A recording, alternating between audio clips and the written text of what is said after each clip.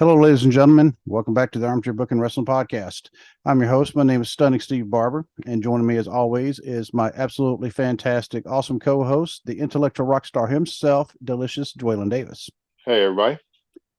And normally we don't record on back-to-back days if it's not interviews, but with a very, very sad event that happened today, Hmm. kind of necessitated that we do this today.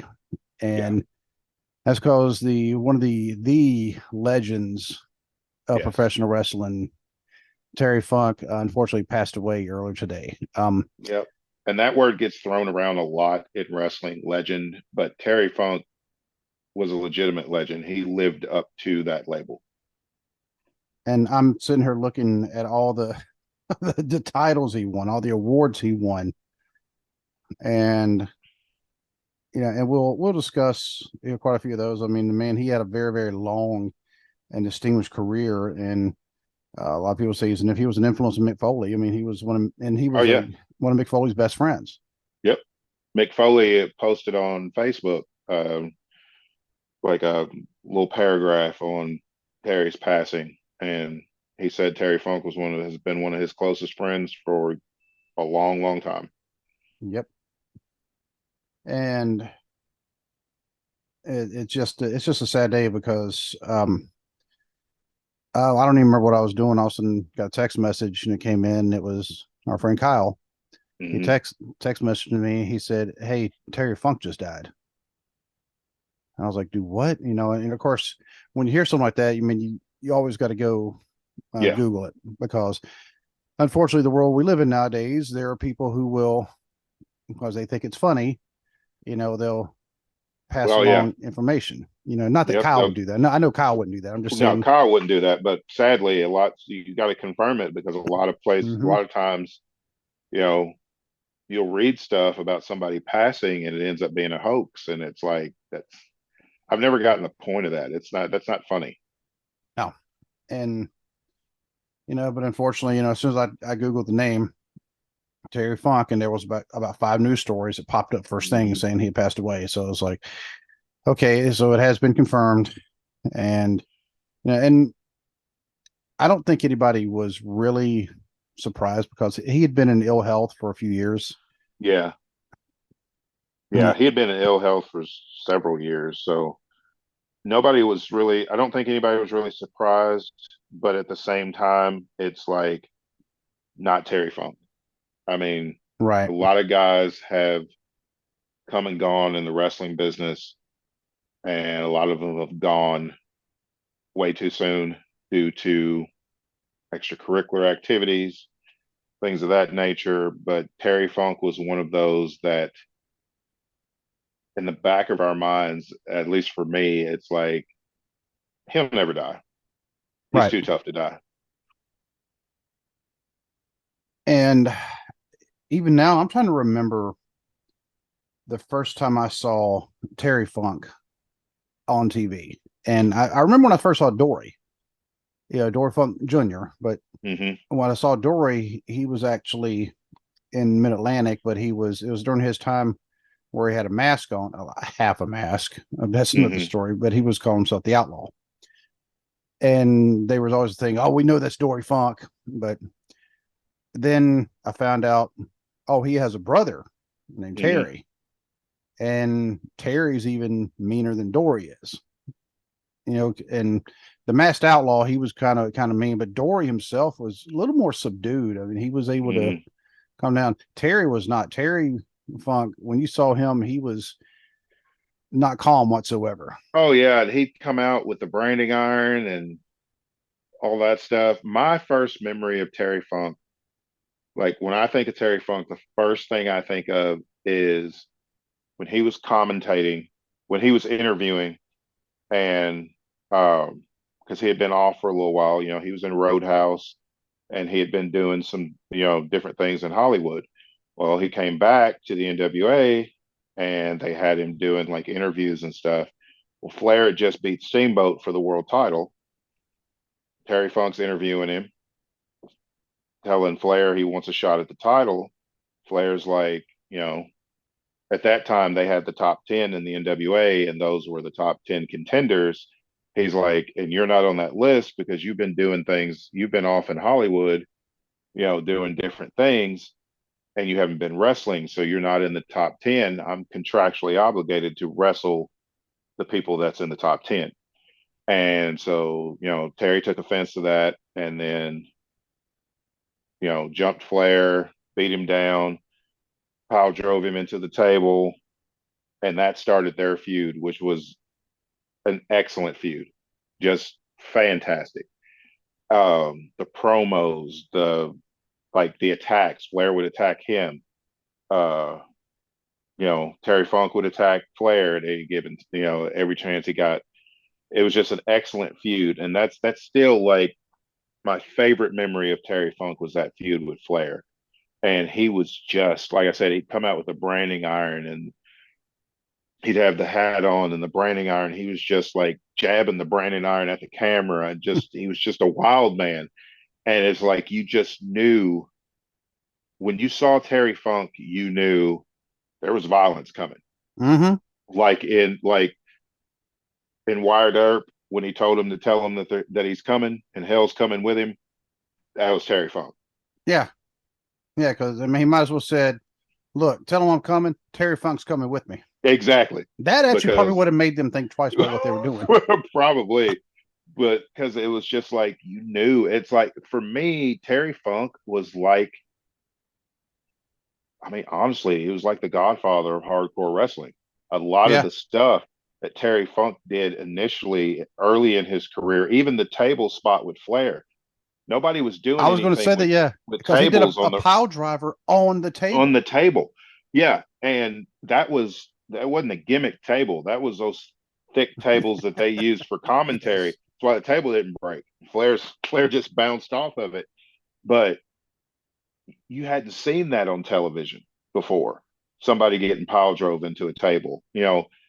Now people going through tables is a regular Every occurrence. single episode of Raw and SmackDown, they're throwing somebody through the announcer's table.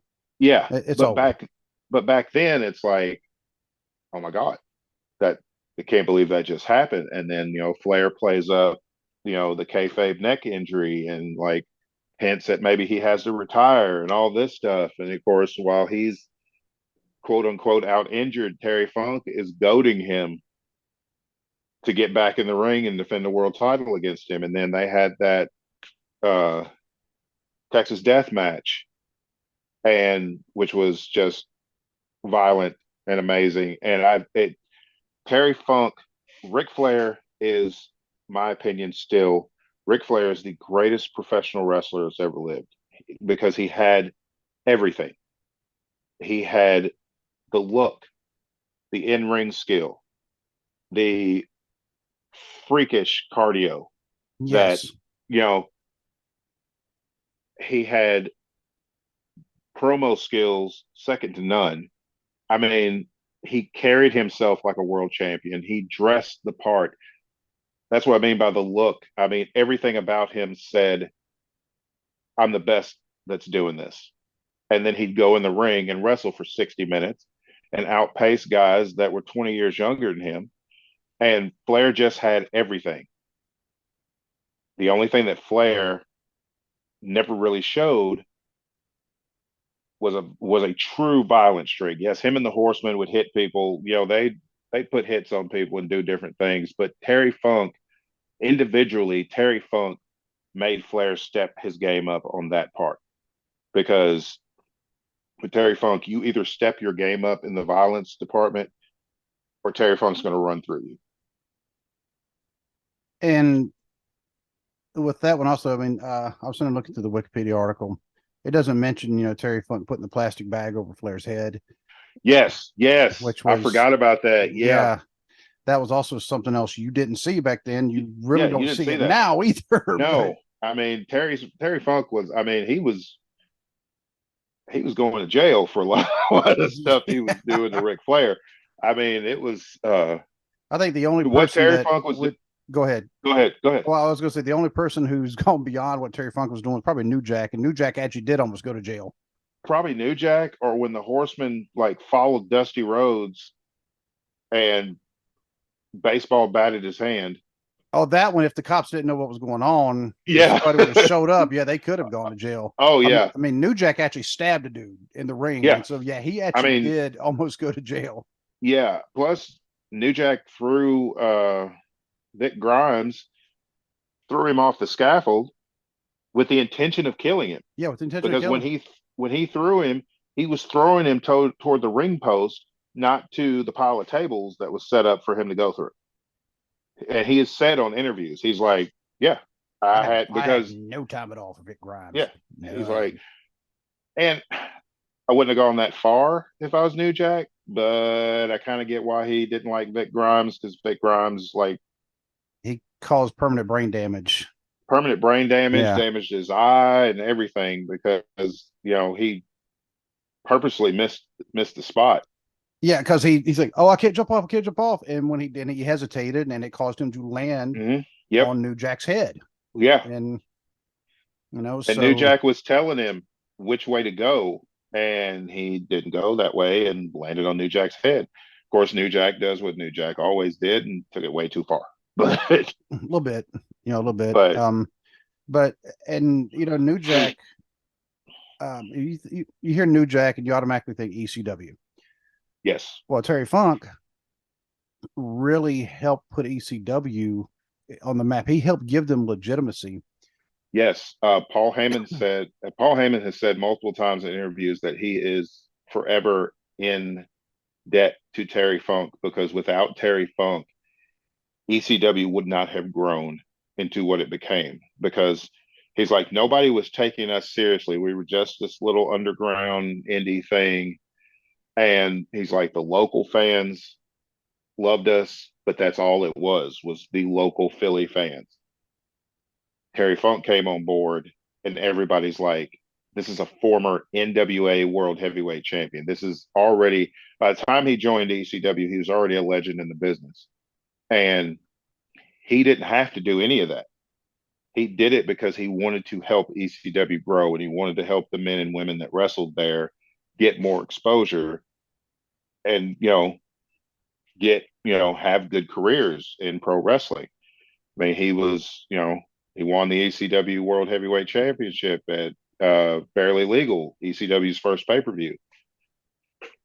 And I know you've seen Beyond the Mat, Mm-hmm. which, by the way, I was going to try to look for that. Like I have the DVD. Actually, you know what? I don't have the DVD because I let my cousin in North Carolina borrow it like 13 years ago, and I never got it back. And never got it back. Never got it back. But I mean, I can always find it again. I mean, it's not a huge deal. But they actually have footage of that, because Beyond the Mat, of course, I mean, it's a actual documentary, and it covers mainly three wrestlers: Mick Foley, Jake the Snake, and Terry Funk. Terry Funk, yep. And Terry Funk, the guys filmed the documentary were actually back in the locker room during the ECW Barely Legal, that particular pay-per-view you were talking about.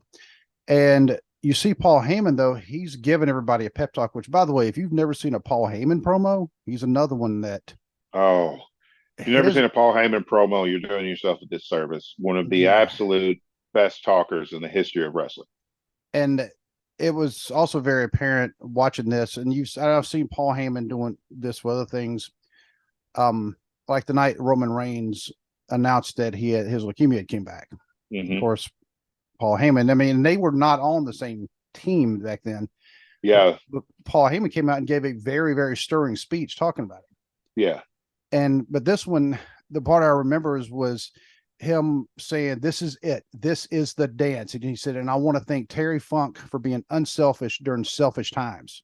Yep. And Paul Heyman he just has a way with words that is yeah. Just talk about talking people into the building. Yeah. And and he did that, and he was talking about Terry Funk, because Terry Funk was by this point he had to been in his 50s, and he's doing moonsaults. He's doing moonsaults. He is going through tables. He's taking chair shots. He is the match where he defended the ECW world title against Sabu in the barbed wire match. That was just gory, extremely gory. I mean, 50 years old, Terry Funk had nothing left to prove by the time he got to ECW. But you couldn't tell them that he wrestled like a man that had something to prove, and he also wrestled like a man that was trying to help out the next generation.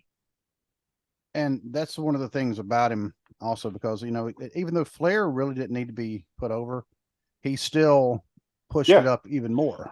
yeah, that's what Then, I'm saying. Like as yeah, far as like when Mick Foley, when he was Cactus Jack, it was in 2004 at Backlash. He challenged Randy Orton for the Intercontinental title. That that was like Randy Orton's arrival, because until then he had been, he was a legend killer, but he had been the pretty boy who hadn't really been tested.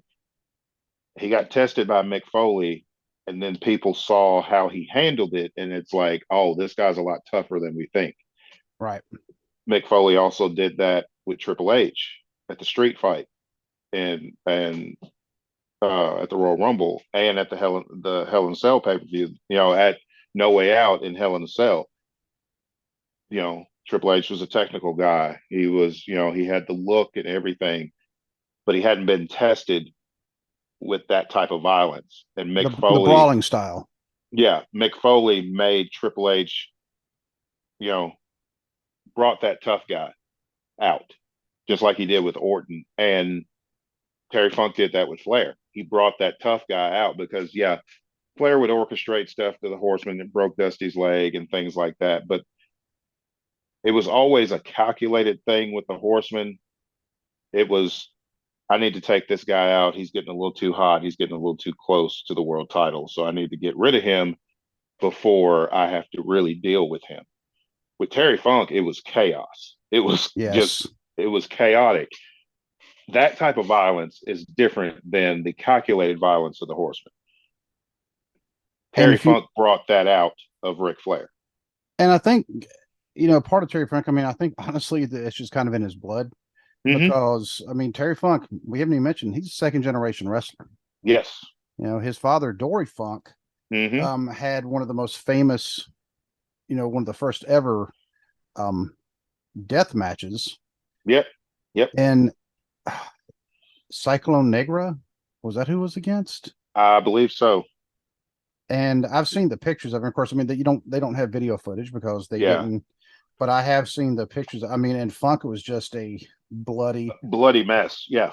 yeah, I mean, the Funks and violence went hand in hand. I mean, because they were some of the toughest wrestlers that you could ever see. You know, they didn't take an inch or give it. They were just, no, they didn't. they were full And steam ahead and dragged you along for the ride. and Dory Funk Jr., of course, I mean, he's still alive. Mm-hmm. He 3 years older. That means Dory Jr. he's 82 years old. Yep. And for Terry Funk, I mean, and you never hear about them two having animosity towards each other at all. No. Mm-hmm. They were always Yep. working together, and but their styles, of course, were Yeah. different. I mean, but their move sets are going to be similar up until Terry started doing the moonsaults, because Yeah. Dory may look and goes, you know what? I have a school over here where I'm teaching people how to speak Japanese. I'm gonna stick with Uh-huh. that. Which Yeah. Dory did. I mean, Yeah. yeah. I mean, his wife is Japanese, and so he was fluent in Japanese. And but with Terry Funk, if you look at his stuff from the '70s, he was wild back then. His Mm-hmm. hair was wild. Dory always had a kind of a conservative. Yeah. Terry's hair was wild. And Terry always had that light in his eyes, Yeah, like he always had that fire. Like even, you know, really late in his career, he it's like he never lost that fire. kept going, kept going, kept going. And when you look at all the titles, and of course, I mean, first thing, we might as well just talk about the NWA World Heavyweight Championship Mm-hmm. that he won. I believe it was from Jack Briscoe. Yes. Yep. And of course, when Terry finally lost it 14 months later, this Mm-hmm. wasn't, even Yeah, nowadays. Well, of course, Roman, we're talking about his historical reign because of how long it Yeah. is. Terry's reign at 14 months, that was common back then. Yeah. You had Yeah. long reigns. You commonly had like a year plus reign back then, which made the title worth having. It's Yes. like it was something, this guy has gone through all these challengers and managed to hold on to this title. It's like, I want what he's got. You know, today, it's getting better today, but like, especially like around Attitude Era, that time, both WCW and WWE, they were hot shot in the world title so much, it just devalued the title. And Yep. when Terry Funk had it, it was the prize to have in pro wrestling was the 10 pounds of gold. And that was the one he held. It was the one, Mm-hmm. sitting right there. And we were talking the other day about who all can I get to sign it. Yeah. And unfortunately, one of the greats literally passed on Yeah. today. And of course, the ironic thing was when he lost it to Harley Race, who won his first title from Dory Jr. Yep. And he beat Dory Jr. with what is now just considered a just garden variety move, the vertical suplex, which he called a giant suplex slam. Yeah. With Terry, I've actually seen the footage of this. You can find the footage of him beating Terry. Mm-hmm. He beat him with an Indian deathlock, with his Yes. leg. And that's a move. I'm like, man, I wish I could remember how that one works because it looks Yeah. like you put that on somebody, they're not getting out of it. No. And Terry has beaten tons of people with the spinning toe hold. Which is wild because Yeah. you do that hold now, and I think Mick Foley actually said it in his book. He said like the Japanese audiences will still just go crazy for it. He Yeah. said, but you do it anywhere else, and you're going to be finding yourself looking for a job because I'm Yeah. like, get out of here with that. Yeah. Yeah. You It's like, know, come on. But I mean, he made it believable. he made it He made believable. it. Yeah. Yeah. And speaking of like Japan, it's like I have somewhere the match that he had with Foley, the uh the death match that he had with Foley. It was like the finals of the King of the Death Match tournament. All right. Yep. And I have that match somewhere. God, that was violent. That is still one of the most violent things I've ever seen. I mean, they're literally throwing each other on explosives in the corner. Oh, And that one. that Yeah. one, yeah, I mean, in the corners they had like boards. The ring was wrapped in barbed wire, and just you know, they were using anything they could pick up. It was just violent. Foley ended up winning. Could barely give an interview because his face was literally covered with blood, and but that's one of those things. Like I said, it's like Terry Funk is like the godfather of hardcore wrestling. I feel like without Terry Funk, we know without Terry Funk, there really wouldn't be an ECW, not what it became. And then WWE and WCW copied that style. GCW still uses that hardcore style in a lot of their matches. I think all of them need to pay homage to Terry Funk because, and to an extent, Mick Foley.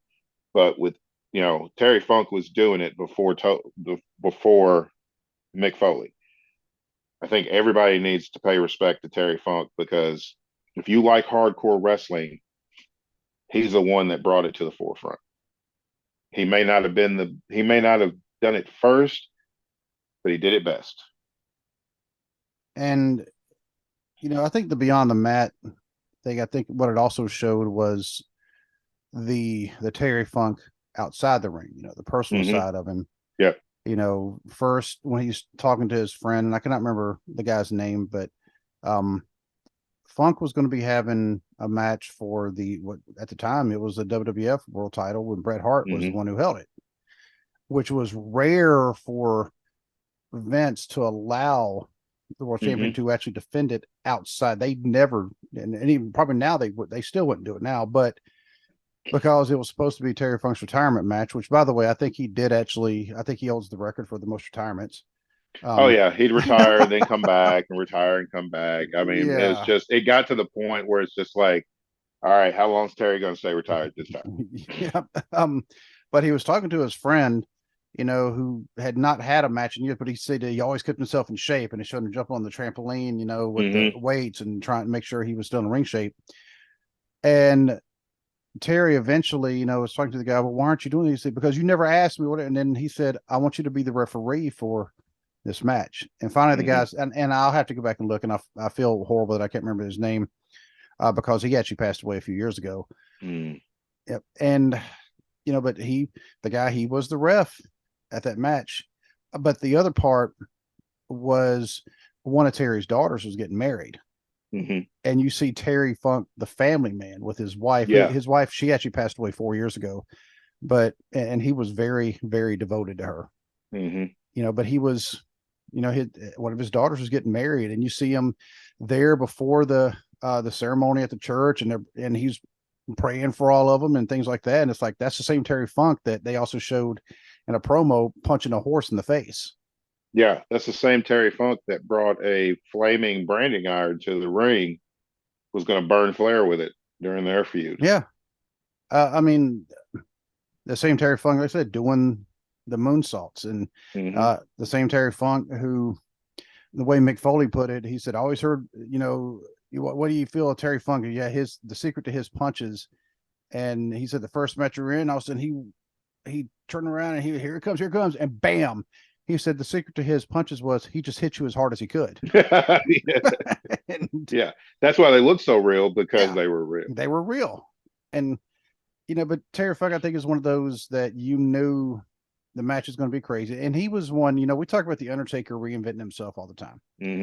Terry Funk is also the one, he constantly reinvented himself, and, adopting these new, or adapting, not adopting, but adapting these new styles. All of a sudden, the hardcore style, which we say, he adapted, he actually kind of started it, but then he kind of, where everybody kind of said, oh, I like that. And they took it. So he actually caught on to what they were doing and said, okay, let me show you how it's actually done. Let me show you how it's done. Yeah. And what's that? A moonsault? Watch this. Now, I'm not going to say his moonsaults are pretty, because they weren't. No, they weren't pretty, but they were effective. They were very effective. I mean, it would look like if I took like a wrestling figure right now and just kind of tossed it in the air, backwards. That's what his moonsault looked like, but they were very effective. And with the branding iron, I mean, and his legitimate injuries, because that beyond the mat, they showed him at the doctor's office, and the doctor's telling him, you need to, and that's why he was retiring in that match against Bret Hart. The doctor said, you need to retire. He's like, well, how much longer before I can't walk? And the doctor said, you shouldn't be walking now. Yeah. He said, you have zero cartilage in your knees. And eventually he actually did. I just read that on Wikipedia. He did finally have that surgery like 3 or 4 years later. Yeah. So it wasn't even right. I mean, he still delayed it, but he finally had it. But when another thing that I think about Terry Funk, when he came back to the WWE, it was still F at the time. And they put the pantyhose on his face and called him Chainsaw Charlie. Yeah. I'm like, what? I'm like, yeah. And he had fun with it. I mean, I think that's what he had fun with it. He still got a tag title out of it, so he did. It worked. And when, of course, Mick Foley, had the infamous Hell in a Cell match at King of the Ring '98, when Mick was, of course, the first time when he got thrown off the cell onto the table. And of course, Terry Funk came down there, and they were like, well, is Terry Funk going to attack him? And then, you realize that no, Terry Funk's, even though they were enemies ish, but they were, but he still was like, no, I'm going to check on him, make sure he's all right. And that actually became from the Terry Funk checking on Mick Foley, not Terry Funk checking on Mankind. I mean, he was actually making sure his friend was okay, and got him down. And of course, then Foley, Mankind, Cactus Jack, Dude Love, Jack Foley. How many other names can he have? Cactus Jack Foley. Yeah. Cactus Jack Foley. He climbed Cactus Jack Manson. He climbed up to the top of the Hell in a Cell again, and then he went through it, which of course we know was not supposed to happen. No. And Terry Funk, once again, if you notice, watch that back, all of a sudden that cage comes up quick, because it went up real quick. I don't know how the Undertaker was standing up on it while it was going because he was still up top. Yeah. Yeah, Uh, but I'm pretty sure he was like, oh, but yeah, then he jumps down. Terry Funk is buying Foley time. Takes a choke slam, gets takes a choke choke. slammed out of his shoes. And he was in his 50s taking the choke Yeah. slam Hmm. from The Undertaker. Yeah. And he did it to save, like you said, this, have the time, because if Mick Foley would have not come back from that, because that was unplanned. Yeah. And, of course, you look, he's got a tooth in his nose. I mean, it's, Hmm. you And know, it looked like he was, one of the infamous shots is it looks like he's smiling. And he said, I wasn't smiling. He's like, I was putting my tongue in the hole that was in my which was mouth.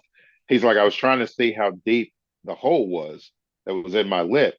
And, but it looks like he was smiling. like he was smiling. And with his beard, the way you had it, I mean, he looked like he was crazy anyway. Oh, yeah. He looked like a maniac. Yeah. Yeah.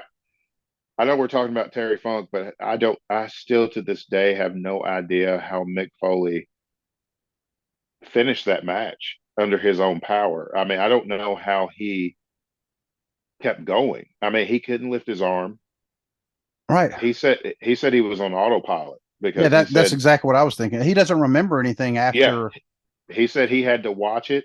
He said after going off the top of the cell through the barely through the announce table. Barely. He said, I don't remember anything else. He's like, I don't remember getting off the stretcher, going back up. He's like, I don't remember any of it. He said, all I know is I walked into TV the next day and got a standing ovation from the locker room.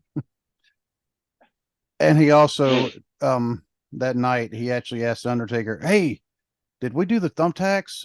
And he said, "Mick, Yeah, look at your arm." And his yeah, arm was just covered in cover. thumbtacks. Yeah, yeah, because he couldn't remember anything, especially after that. After he got thrown through through the top of the cell to the mat, and the chair hit him in the face. And yep.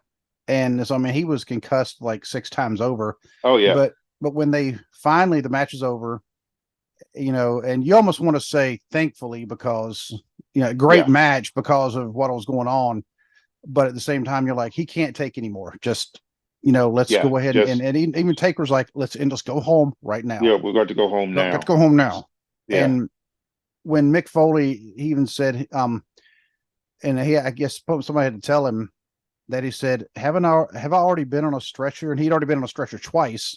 hmm, And they said, yes. He said, I don't want to be on a stretcher again. Let me walk. But of course, Terry hmm, Funk was yeah, helping him, yep. Terry walk Funk back. helped him to the back. Yeah, And the crowd was chanting Foley, even though he was hmm, going as Mankind, but it was yeah, Foley. And Terry Funk, he was pointing at him. He said, "Yep." He said, "Yep, yep, that's him." I mean, yep. you need to give this man the accolades, because he just gave y'all something that you will never ever see again. Yeah, and you haven't. You've never seen anything like that again because even Vince McMahon was like, never do that again. And I'm sitting here looking through, and right now, man, I can only go on the Wikipedia article, and I will apologize to everybody. I mean, if it seems like we're not prepared, I mean, we weren't prepared to lose Terry Funk. So, Right. um, but I mean, if you look at what, by the way, he was also in some very underrated movie, should be listed on one of the greatest movies of all time, Roadhouse. That's all I'm going to say. Okay, people may not agree with me, but Roadhouse. Roadhouse. Roadhouse. He played Morgan and wrote it. That was actually why I wanted to watch the movie for the first Mm, time, was because Terry yeah. Funk was in. And he had one line in there when Patrick Swayze, Dalton, when he was, he was firing some of the ones Hmm. that were there, and he told him, "Morgan, you're out of here. You don't have the right temperament for the trade." And so Yeah. Terry Funk grabs his shake and said, "You're a dead man." And that was just the way he put it. I'm like, well, I believe him, you Yeah. know. Yeah. But if you look at the championships and accomplishments, and it's like, wow, he was one of the few non-Japanese wrestlers who were allowed to dress in the Japanese locker rooms, Hmm. Yep.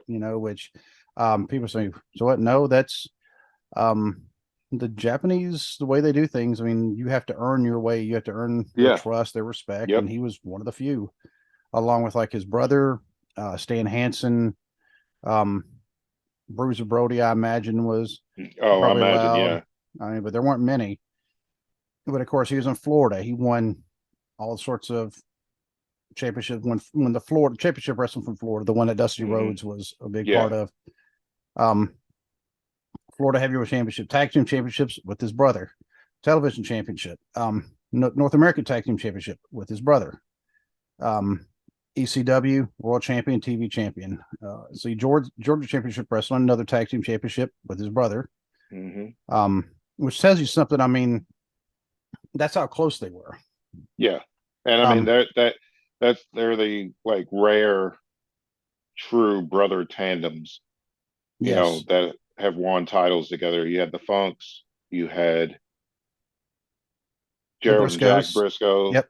you had Jay and Mark Briscoe, the Hardys, the Bucks. I mean, that Um, comes along. the did the Youngbloods ever win? I Because cannot remember if the Young Bloods did or not. Jay did with Ricky Steamboat, Uh-huh. but course, yeah, and I think you already mentioned the Von Erichs. Yeah, I didn't, but yeah, the The Von Von. Okay. Erichs. Yeah, Um, Cody and Dustin, did they hold they WWE did tag? Yep. WWE tag titles. Yeah, when they were actually twice, when Cody was still Cody, and then when Cody was Stardust. And so I mean, and right now we're actually really having to rack our brains trying to think of anymore. Yeah, And because it's I not like mean, there hasn't been the Usos, but it's yeah, not like there hasn't yeah, been, you yeah. know, a, But legit brother tandems don't come along all that right. often. The Steiners, I that's mean, another. yeah, the Steiners. You get storyline brothers like Edge and Christian, and I mean they've been best friends since grade school. They're like They might as brothers, well be brothers, but right? But yeah, Terry won like all of Terry's tag titles except for the one with Foley. I think was with Dory. yeah, that's what I'm going through here right now, and I'm not seeing any other tag team championships. There's there's even more listed, with Dory. He was also the Juggalo Championship Wrestling Heavyweight Champion. That is not that doesn't surprise me because that's just Terry Funk. He's just trying um, to at that point he was just helping people out. which by the way, my son one day looked at me, "Hey, Dad, can I be a Juggalo?" I was like, "No, Absolutely not. no, You tell no." him I said absolutely not. I would tell him. I'll say Dwaylon says no. Yeah. You know, and let's see, PWI awards, Feud of the Year in against Flair, Hmm. Inspirational Wrestler of the Year in 1997, Wrestler of the Year in 1976. Um, on the PWI 500 in 1991, he was number 22. Um, number 9 of the top 100 tag teams of the PWI years with his brother. Um, it's just it. Just, I don't have time to list all these. Yeah. Yeah. Oh, there he with Ricky Romero. He actually Oh, won okay. tag team championship. Ricky Romero, who I do believe, um, I already mentioned. I believe it's his sons. Um, yep, the Youngbloods. That's Okay. why. That's why. Okay. That's kind of a didn't mean for that to come full circle, But it worked. Yeah. but it worked. Wrestling Observer newsletter awards, which some people may look at those because they are done by Meltzer and I'm guessing Yeah. it's voted by other wrestlers. I'm not sure, but um, okay, all these came in 1989. Best brawler, best heel, best on interviews, hardest worker, feud of the year. Um, filmography: Paradise Alley, which is in 1978. He was also a stunt coordinator on that. Over the Top, which somehow they made a movie about arm wrestling. Um, Time Stalkers, which I'd not heard of. Roadhouse. Friday Night Lights. He was uncredited as a fan. And The Ringer, he was Frankie. I've never seen The Ringer. I have no desire to see The Ringer. Nah, Um, me either. No, but that's gonna be a skip for me. yep. Hey, if you ever got a chance to see The Ringer, yeah, pass on that. Yeah. It's So, like no, uh, thank you. and yeah, no, yeah, and not to mention, I mean, all sorts of Hall of Fames that he's been.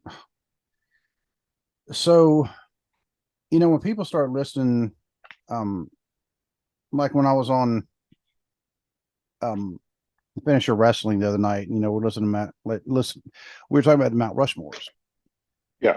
and it's wild how a lot of people. I mean, Terry Funk actually gets skipped over a lot of times for Mount Hmm. Rushmores, Yeah. and I think that's kind of a shame. And it really, and I don't think they mean to slight. I don't think anybody means to slight Terry Funk. Because if you ask them about Terry Funk, and they'll go, "Oh yeah, my lord, he's so influential, and he's this and he's that," Hmm. and so I think, I mean, maybe he should be just a little bit higher, but then again, who is he behind? You know, Yeah, but the thing with Terry Funk though, I always felt like Terry Funk never wanted to be a star. He wanted to be a wrestler. boom, there you go. And And like that was the difference. Like guys like Hogan wanted to be a star. Terry Funk wanted to be a wrestler and he wanted to help other wrestlers. exactly, and and I'm actually, I know we're actually kind of running short on time because um, this is actually not the first podcast we've recorded today, Yep, that's true. which is pretty wild, but I'll just have to leave it with this, and I'm going to quote Paul Heyman: Terry Funk, God bless you. Thank you for being unselfish during selfish times. Absolutely. So rest in peace.